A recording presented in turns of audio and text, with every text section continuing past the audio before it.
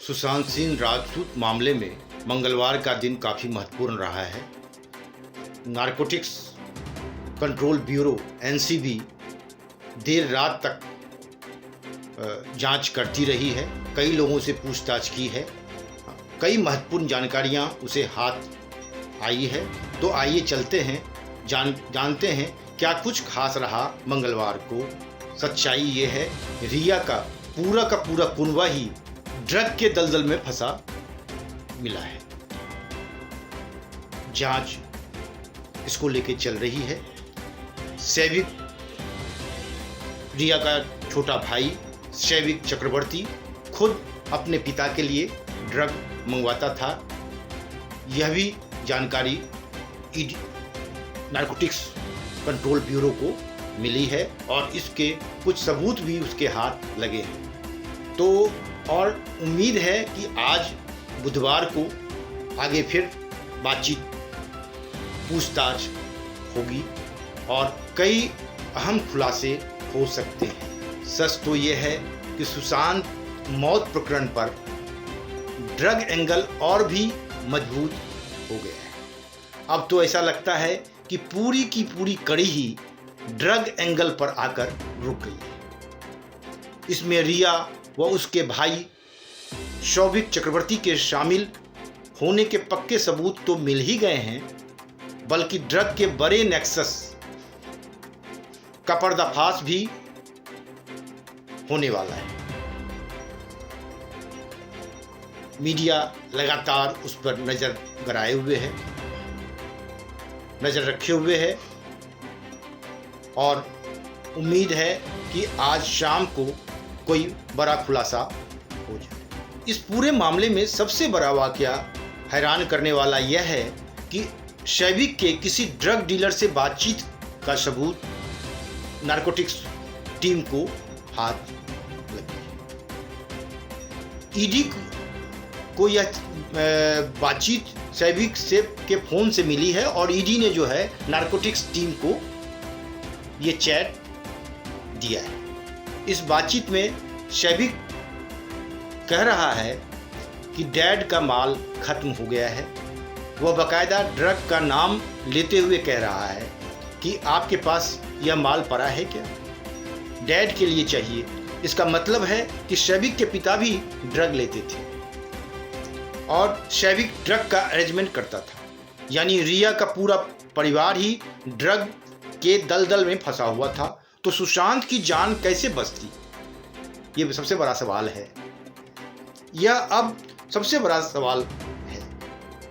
मंगलवार की पूछताछ में जिस प्रकार ड्रग एंगल को लेकर और भी नए चेहरे इस गैंग से जुड़े हैं, उससे आने वाले दिनों में ड्रग माफिया का पूरा नेक्सस का भांडा फूटने वाला है।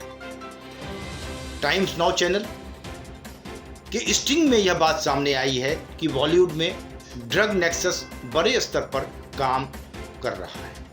एनसीबी यानी नारकोटिक्स कंट्रोल ब्यूरो इसमें पहले ही 4 लोगों को गिरफ्तार कर चुका है।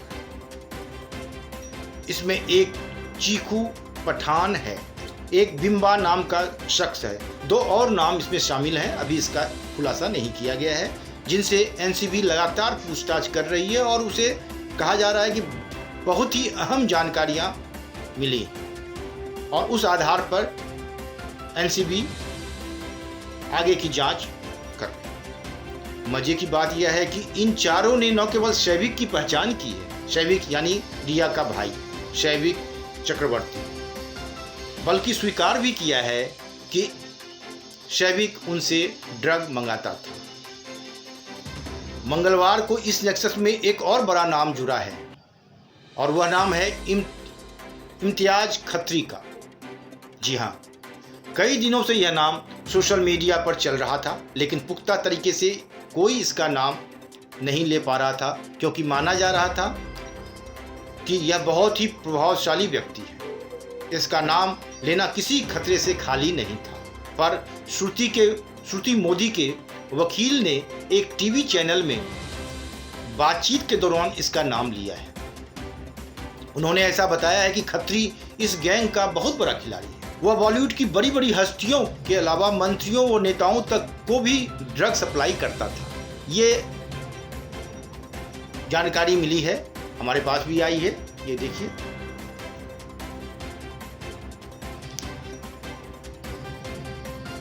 उसके सीधे संबंध सत्तारूढ़ शिवसेना और एनसीपी के नेताओं के साथ भी बताए जा रहे हैं। ये बहुत बड़ा खुलासा अगर हो जाता है तो बहुत बड़ा खुलासा होगा। इसके शख्स परिजन लाखों करोड़ों रुपए के सिंचाई घोटाले में फंस चुके हैं। अब ये एक नई जानकारी मिली है कि ये जो आदमी है, हाँ, उसके अपने लोग, अपने परिवार के ही लोग सिंचाई घोटाले में फंस चुके हैं। अब इसके तार कहां से जुड़ेंगे ये आप देखें। और इस मामले में, सिंचाई घोटाले में जेल भी जा चुके हैं। इससे अंदाजा लगाया जा सकता है कि इम्तियाज खत्री कितना बड़ा चेहरा है और उसके तार सत्ता के गलियारों तक किस प्रकार जुड़े हैं। इसलिए खत्री न केवल ड्रग नेक्सस का बल्कि सुशांत मौत प्रकरण का भी बड़ा चेहरा हो सकता है। जहां तक रिया का ड्रग लेने का सवाल है, वह भी कंफर्म हो गया है, क्योंकि स्वयं श्रुति मोदी ने स्वीकार किया है इस बात को। रिया ड्रग पार्टीज किया करती थी, वह ड्रग भी लेती थी। माना जा रहा है कि रिया ड्रग के प्रकरण पर जांच के लिए इसलिए कह रही है क्योंकि अगर 14 दिन तक लगातार ड्रग नहीं लिया जाता है तो जांच में कोई बात सामने नहीं आती है। यह पता है उसे, और इसलिए वो बार बार, और उसके वकील बार बार कह रहे हैं कि ब्लड टेस्ट कर लिया जाए, पता चल जाएगा कि ड्रग लेती है या नहीं लेती है। एनसीबी की टीम को तो इससे भी बड़े सबूत मिल चुके हैं। ड्रग एंगल को लेकर ही मंगलवार को रिया के माता पिता के भी बयान दर्ज किए गए। आज भी कई बड़े खुलासे हो सकते हैं, इसका हम लोगों को इंतजार है। एनसीबी के डीजी आस्थाना स्वयं मुंबई पहुंच चुके हैं। इससे इसका अंदाजा लगाया जा सकता है कि इस पूरे मामले को कितनी गंभीरता से लिया जाए। बीजेपी के बड़े नेता और राज्यसभा सांसद सुब्रमण्यम स्वामी तो शुरू से ही इस मामले पे कहते रहे हैं कि ड्रग एंगल, दुबई कनेक्शन, ये सब बातें वो करते रहे हैं। सुब्रमण्यम स्वामी ने माना है कि एनसीबी की टीम सही दिशा में काम कर रही है। स्वामी ही ऐसे पहले शख्स हैं जिनका बयान आया था इस पूरे प्रकरण में एनसीबी को लाने वाले स्वयं पीएम मोदी हैं। इससे अंदाजा लगाया जा सकता है कि अब ड्रग नेक्सस का पर्दाफाश होने से कोई नहीं रोक सकता। सुब्रमण्यम स्वामी ही ऐसे पहले शख्स हैं जिन्होंने मनी लॉन्ड्रिंग के पहलू से इसकी जांच ईडी से कराने की बात कही थी। जब ईडी का नाम सामने आया था तो रिया के पैरों के नीचे की जमीन हिल गई थी और वह सीबीआई जांच की मांग करने लगी थी। शायद उसका भरोसा रहा होगा कि इस मामले में तो उसे मुंबई पुलिस और मुंबई सरकार, महाराष्ट्र सरकार पाक साफ घोषित कर ही देगी, लेकिन उसे क्या पता था कि वह इस तरह फंस जाए। आज उसी के हाथ में मनी लॉन्ड्रिंग के कई सबूत हैं। ईडी के हाथ में मनी लॉन्ड्रिंग के कई सबूत हैं और यही रिया के लिए मुश्किल होने जा रहा है। जिस सीबीआई की जांच की मांग वह कर रही थी, आज वही उसके ऊपर शिकंजा कसे हुए हैं। यानी सीबीआई का शिकंजा, ईडी का शिकंजा और नारकोटिक्स टीम का शिकंजा कसा हुआ है उसके ऊपर। तीन केंद्रीय एजेंसियां रिया के कारगुजारियों की जांच कर रही हैं। आइए आगे देखते हैं। सुब्रमण्यम स्वामी का जिक्र और यहाँ होना चाहिए क्योंकि इन्होंने इस पूरे मामले में बहुत कुछ आगे बढ़कर कहा है। ये पहले शख्स हैं जिन्होंने माना है कि सुशांत मौत मामले में ड्रग एंगल का बहुत बड़ा रोल है। उन्होंने ड्रग एंगल और इसके दुबई कनेक्शन की जांच की भी मांग उठाई थी। उन्होंने यह भी कहा था कि जो बॉलीवुड लॉबी, खान लॉबी, खासकर खान लॉबी है, उनके दुबई कनेक्शंस और प्रॉपर्टी की जांच भी कराई जाए।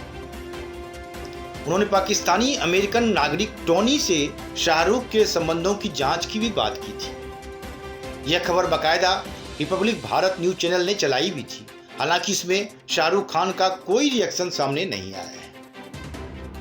इस मामले में आज उम्मीद है और कई बड़े खुलासे हो सकते हैं, क्योंकि एनसीबी की टीम के पास कुल 18 लोगों की सूची है, 1-2 की सूची नहीं है, 18 लोगों की सूची है। यहाँ सबसे बड़ा सवाल है ड्रग नेक्सस में बॉलीवुड गैंग की भूमिका का। वैसे बॉलीवुड में यह खेल तो पहले से चलता रहा है, लेकिन इस बार जिस तरह इसकी जांच हो रही है उससे लगता है कुछ न कुछ निकल के जरूर आएगा। सभी केंद्रीय एजेंसियां मिलकर जांच कर रही है, उसमें तो इस गैंग का भंडाफोड़ होना ही है, ऐसा लोग महसूस कर रहे हैं। जिस प्रकार इसमें बड़े अभिनेताओं और नेताओं के नाम सामने आ रहे हैं, उससे अब जांच इस आगे बढ़ सकती है। इसलिए इस नज़रिए से आज का दिन महत्वपूर्ण हो सकता है। मंगलवार को सुशांत के पिता का जन्मदिन था। एक बुजुर्ग पिता के लिए इससे बड़ा दुख क्या हो सकता है। उनका होनहार बेटा इतने बड़े गैंग का शिकार हो गया और उसकी हत्या तक कर दी। इसलिए पूरा देश चाहता है कि उसे न्याय मिले, उसे व उसके परिवार को न्याय मिले। जो लोग सुशांत की मौत की कड़ी में शामिल हैं, उन्हें सलाखों के पीछे भेजा जाए। वास्तव में यह तब भी संभव होगा जब देश के लोग इसी प्रकार सुशांत की न्याय दिलाने की मशाल को थामे रखेंगे।